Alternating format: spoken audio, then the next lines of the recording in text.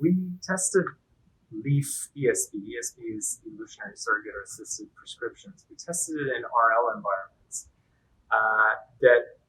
on measures that we believe are interesting and relevant to business decision making.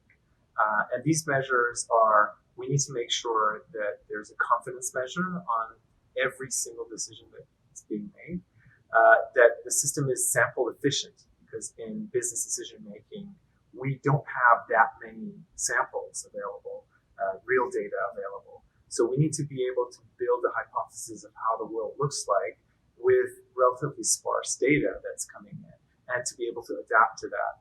And third, and probably most important, is to make sure that the system minimizes regret.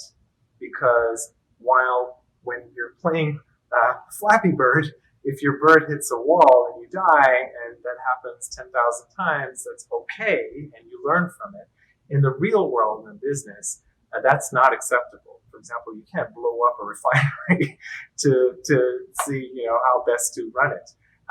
And so you have to minimize regret. And the paper that we just completed shows that on all of those measures we do much better than the state of the art.